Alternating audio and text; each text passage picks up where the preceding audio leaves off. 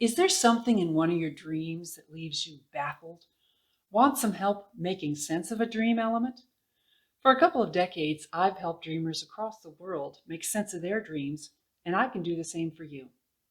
And you've come to the right place because today I'm going to let you in on 4 secrets we use to discover dream element symbolism.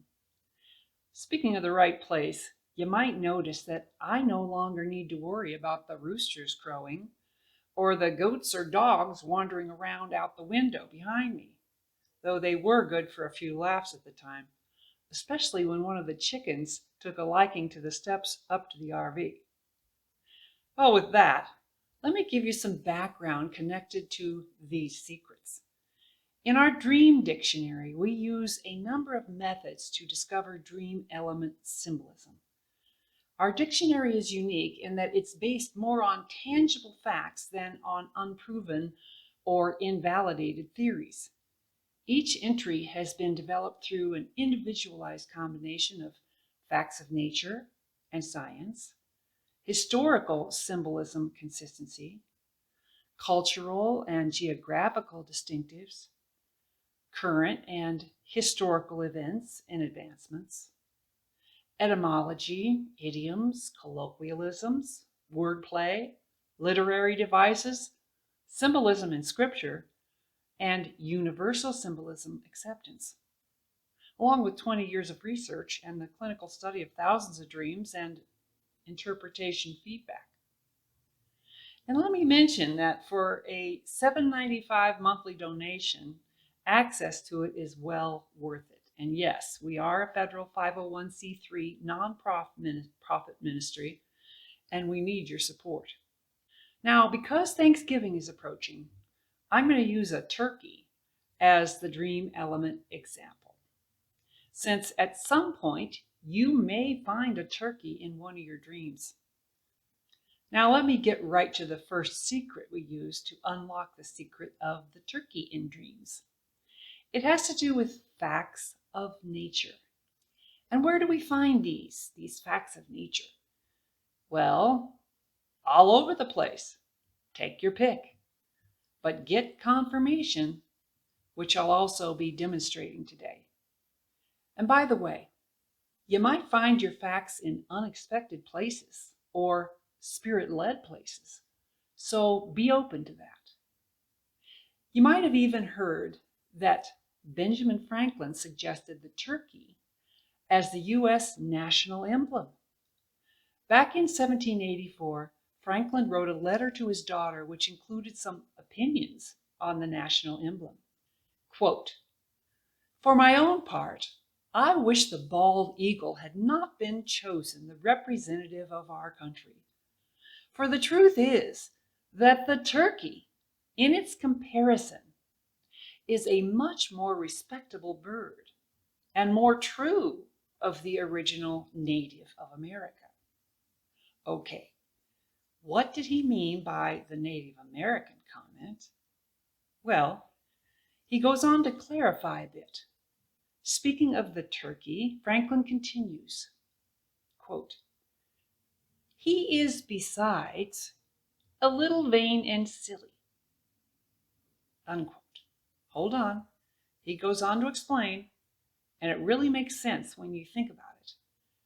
Quote, "This comment refers to the bird's habit of strutting around woods and clearings, puffing themselves up into feathery balls and filling the air with exuberant gobbling. He would not hesitate to attack a grenadier of the British Guards who should presume to invade his farmland with a red coat on," unquote. During the colonial period and Revolutionary War, the term commonly used for Americans to refer to the indigenous peoples of North America was Indians. The term Native Americans only became widely used in the later part of the 20th century as a more accurate and respectful way to describe the indigenous populations of the Americas. So you already know that the use of the term Indians was based on the mistaken belief of Christopher Columbus that he had reached the Indian subcontinent. So, with that in mind, when Franklin mentioned Native Americans, he was referring not to the Indians, but to the colonists, who, by the way, bravely took on the redcoats, though their odds of victory were extremely low. This forefather saw the colonists as very courageous in taking on the British Army, a respectable thing to do. Yet he also called the turkey silly.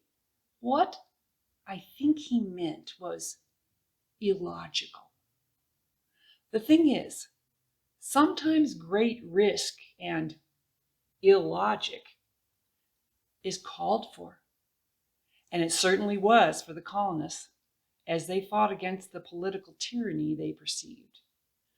Can I insert here that there are times for us today to perceive political tyranny, to puff ourselves into feathery balls, and no matter the odds, strut forward, not hesitating to confront those attacking our freedoms. In life, there are certainly times when taking action is called for, no matter the risk. But there are also other times when taking action is silly, in that it's foolhardy. In my opinion, George Washington's troops only won American independence through determination, perseverance, and especially providence. I've learned to be careful about taking great risks, if not led by God, but to be foolhardy in the worldly sense when clearly directed by God. And discerning which is which may be an art. Can't say that I've always gotten it right. So to summarize what we learned about the nature of turkeys from an unexpected source, the turkey's behavior can be described as a little vain, silly, and daring. That's the facts of nature method, the first secret. But we also should turn to another secret to discovering the symbolism on this one. Our second secret is the use of colloquialisms in this quest. Let me demonstrate. Don't we on occasion call people turkeys? So what we mean by that would certainly be relevant. What came to me was the term goofball. That's what I think of in connection with calling a person a turkey. Let's see if that's a match. Here's what I found for goofballs in a dictionary. Quote, a foolish or silly person or animal, often derogatory, sometimes endearing, or a person who amuses others by ridiculous behavior. I'd say that's a total match, amazingly close to how Franklin described the turkey. And to add a third secret, just to be sure, let's check the history of the word goofball.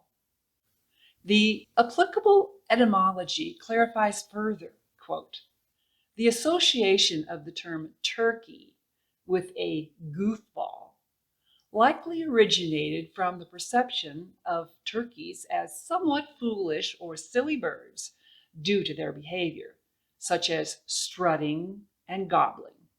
Over time, this metaphorical connection stuck, with the word turkey being used to describe someone who acted in what appears to be a foolish, inept, or comical manner.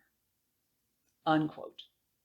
So, thinking of the term goofball is a quick way to remember the meaning of the dream element, in case you ever have one of those dreams of turkeys. But discernment may be needed. Is this turkey in your dream about to do something silly or risky?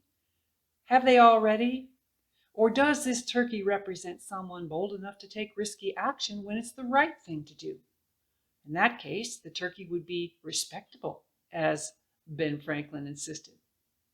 Today I've shown you 4 secrets in discovering dream element meanings.